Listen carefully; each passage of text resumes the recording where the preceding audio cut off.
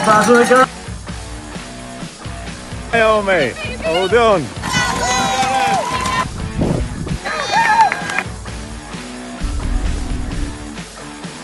You're running 7th, Gareth. Well done.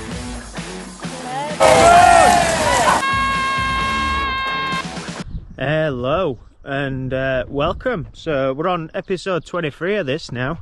I don't know if it's like week 23 of the year or what, but yeah, I've been doing 23 of these cookies rambles, and we're near enough halfway through the year as well. So we're into June, into summer. We're into the long grass nettle season, off-road running a little bit for me, all building towards the Barnsley boundary. So today that I'm filming this is June the 4th, 2023, and on June the 4th, 2017, me, Phil Inchcliffe, Robin Clough, took on the Barnsley boundary, the 73 mile footpath and trails and roads, interconnected all the way around Barnsley. There were loads of people that joined in with us on the day.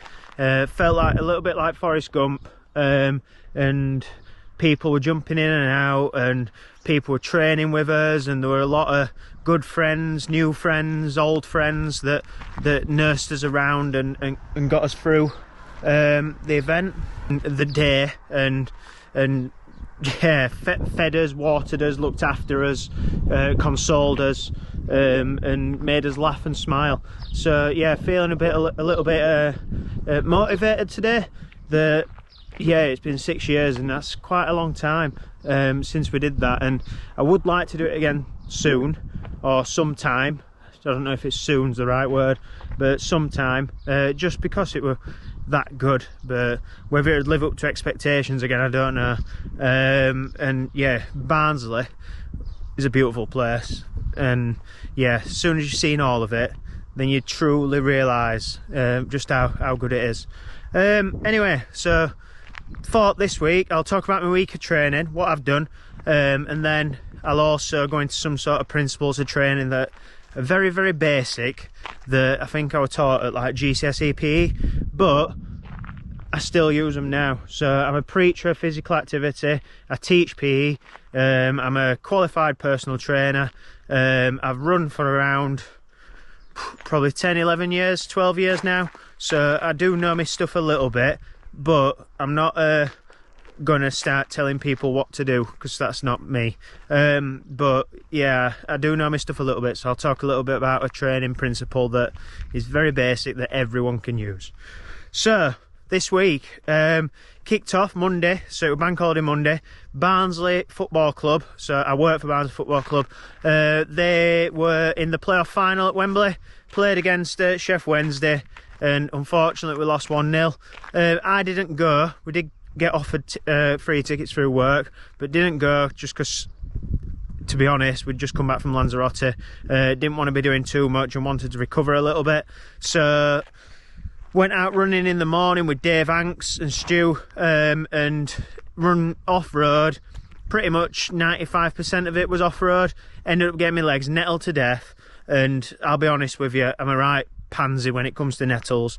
So yeah, I think I stayed up all Monday night, but I ran 15 mile just in the morning, one run on Monday, went to Kai and Ruby's in the afternoon, and Kai's sister Ellie were there, so me and Naomi and Bessie, we all sat and watched Barnsley game, and yeah, unfortunately lost 1-0 with 4 seconds to go, which probably worst way to lose a game and lose a fixture, if I'm being honest with you.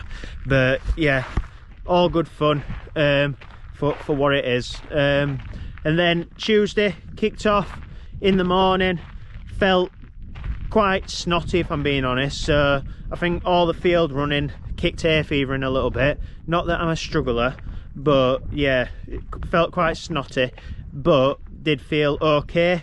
So ran 5 mile in the morning, and then Tuesday evening we're going to the track. So the session on Tuesday was meant to be a warm-up, always, and then 2 mile, and then I think it was 2 minutes off, and then 2 mile, and then 2 minutes off, and then 8 with 45 seconds on, 45 seconds off. What I ended up doing, so I warmed up, and then I did a 2 mile, felt okay. Ended up just doing 1 mile at faster pace, so I did it at like 10k pace my 2 mile, 5k pace for my mile, and then I did 8:45 seconds on and off. Made the judgment after my 2 mile that I just didn't feel right, and there was no point pushing it too far and beyond my limits, to be honest. So made the conservative decision to just drop it down a mile, and I'm not going to lose much by just not doing a mile within a session. So yeah, still end up doing 9 mile that day. Well, no, not 9 mile, 14 mile for the day, and then a 9 mile session with a cool down as well. Did feel quite good, and my 1 mile felt quite snappy, to be honest.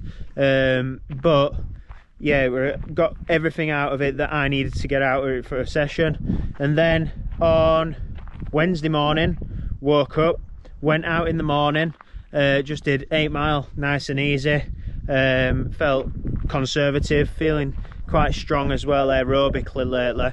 And then in the evening, Naomi went and did a 10 mile time trial on the bike up at Grindthorpe Way. And it was just TT bike, out and back course sort of thing, and just did 10 mile. Cost her like £4 to enter, so cheap as chips. And well, chips are quite expensive actually nowadays, aren't they?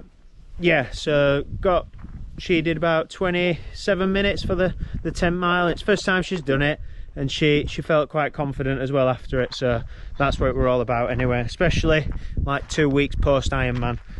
And then on to Thursday. So in the morning, went out, did 6 mile, thinking that the session in the evening were only going to be 6 mile, and then I got that a little bit wrong. So I went out, did 6 mile in the morning because I wanted a 12 mile day on Thursday, and then the session ended up being 9 mile in total, so it were a 15 mile day and not a 12 mile day. So session in the evening was a couple of mile warm up, and then it were 200 on, 200 off, times 20. So you're looking at like 20 laps of the track, which is like 5 mile worth of volume, with 2.5 mile worth of volume, like at quality as well. So yeah, Cookie's maths got it wrong, and it ended up being a 9 mile session, and I knew that before I even went. So yeah, it was my own fault, that bad error. But yeah, 15 mile day on Thursday, and then Friday morning, woke up. Kai didn't run Friday morning with me, so messaged Birdie to try and sort him out a recce on the Barnsley boundary leg that he's doing for our team. And end up going and running the big hill on his Barnsley boundary leg. Ran out with Birdie for 5 mile on his leg, and then ran back to the car after when we finished. So I ended up doing 10 mile Friday morning, and my breathing were awful. Like, felt just shattered Friday. So definitely under recovered, but the run weren't pacey whatsoever, but that's the nature of off-road running and hills in Barnsley. And I think on Strava I named it typical Barnsley flat run, and it were about 1,000 foot of climb for 10 mile. So yeah, that's what you get for living in South Yorkshire.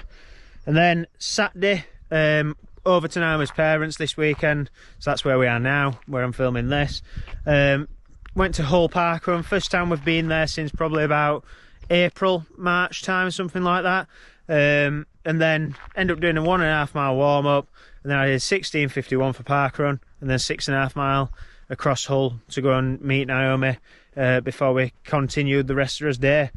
She was picking up she was dropping off the Ironman trophy, the team prize, at someone's house, and then yeah, picking up a Barracuda water bottle or something like that. And then on to Sunday, nice and easy, 15 mile. Felt comfortable. Heart rate started drifting towards the end a little bit, which just shows that I'm a little bit dehydrated. So definitely had some water as soon as I got back home, and rehydrated efficiently, just to get some water back in my system and some high quality H2O.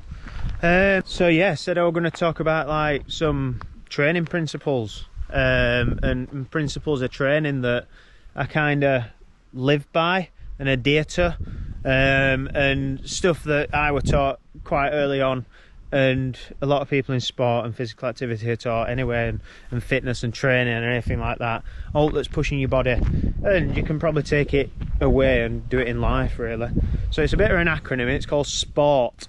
So if you've not heard of it, it stands for 5 different things. So SPORT, the S stands for specificity, so specificity, stuff that's specific. So if you're a runner, you need to be training to make you a better runner, and it's as simple as that. So your training needs to be tailored so you become better at what you are doing. If you're a guitarist, you need to be training to become better at playing guitar. So yeah, it's simple. It does what it says on the tin, and it needs to be. If you want to be a marathon runner, you wouldn't be going out and doing 100-meter reps to become a fast marathon runner. You need to be going out and running long stuff, boring stuff, marathon distances, specific stuff for you that's going to make you better at what you do. If you want to play the violin, if you want to play the guitar, if you want to learn to become a dancer, learn to master the keeping up a challenge in a football in a football scenario or anything like that. So specificity, simple, what it is. And then the P, so P in sport, if we know how to spell sport, S-P-O-R-T, S-P-O-R-T, yeah, I got that right. So P stands for progressive. So each week it needs to be pushing yourself a little bit more and a little bit more. And then we do have periods of recovery and rest. So I stick to 3 weeks of pushing, 1 week recovery, and 3 weeks of pushing again. Try and time that 1 week recovery like in with a race or something where I can taper down for it and get the most out of training and see my gains on a little bit of piece of paper as well in terms of time. But progressive, and that also ties into the O. So it needs to overload your body. So there's no point running 100% of the time conservatively. You need to be pushing your body beyond its limits and beyond its where it is and where you want it to be as well. So progressive, it needs to be overload, and you need to be constantly looking for the next barrier and the next glass ceiling that you want to break yourself through. And you'll know if you've overloaded your body because you'll be feeling some sort of, you might be running quicker, you might be running further, you might be notching up the intensity just a little bit, and there's loads of different ways that you can overload your body. And then the R, so the R stands for reversibility. So within training, like with every good bit of training, there's also a bit of reversibility that can take place. So, and reversibility and recovery is important because then it allows you to push even further next time.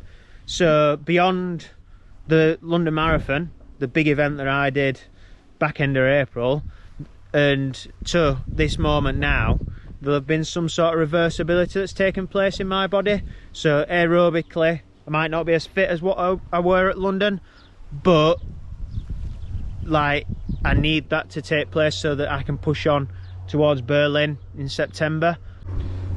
The T, so the T, the last one in sport in the little acronym, that the training principle that we choose to live by, tedium. So even though your training does need to be specific and there needs to be some progression and some overload and reversibility is going to take place, tedium stands for like boredom. You don't want it to be tedious, boring, same, repetitive, like doing the same thing day after day. So you need to mix it up, because if you're not enjoying it, then what's the point? Like, why do you turn up if you aren't enjoying what you're doing? And if there's boredom setting in, there's day after day, you're sat at your front door, you're lacing up your shoes and you're thinking, what's the point in doing this? And if that is the case, you need to go and find something else to do, or you need to just get outside, run really slow until you stop enjoying that, and mixing it up. So running on the trails, the roads, the tracks, the fields, the hills, different places, freshening it up, running with different people, just so you don't get bored. And it's same in work, in life, in anything. Like if you're thinking to yourself every day, every morning, like, what's the point, what am I doing, like, I'm bored of this, then you aren't going to be enjoying it. And above all and everything, you need to enjoy what you do. So yeah, training principle, it's called sport. Google it, it'll come up, SPORT. And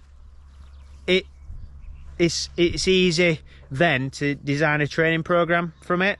There is also another one called FIT, which is FITT, and you can Google that for yourself, and that it could be around how you design specific sessions or specific activities for you to do as well. And they're just little variables that you can play with and change in terms of your sessions as well that you're designing. So our speed sessions that we do at the track, our weekly like progressive run sessions or anything like that, just little stuff that you can play with to make training a little bit more interesting. And yeah, it's something I learnt when I was like 14, 15, and I'm conscious that, to be honest, some people might never have heard of it. So yeah, I thought I'd mention it today on my little vlog, to try and educate the people. But yeah, that's that. Hope you've enjoyed my little ramble. I'm gonna go and go back home now, edit all this together, and we'll be setting off back to the beautiful Barnsley this afternoon at some stage. So yeah, next week's the Barnsley Boundary. Hopefully going to be doing 2 speed sessions again next week. Both speed sessions this week have been at Dorothy Hyman track. Really do need to sort my BPL membership out, because it's £5.20 every time we go to track, and for BPL it's like 30 quid a month. So yeah, bit of a no-brainer. I just need to pull my finger out and get that sorted. But yeah, other than that, see you after the Barnsley Boundary next week. Yeah, and hopefully I'm not nettled to death, because got a strimmer this week to go and that I've borrowed to go and cut all the nettles on the Barnsley Boundary back for us on the leg that I'll be doing. So yeah, you can thank me later, hopefully, that we get all the nettles successfully cut back, and then we can sleep better on a Saturday night after the boundary. But yeah, I'll catch you next week.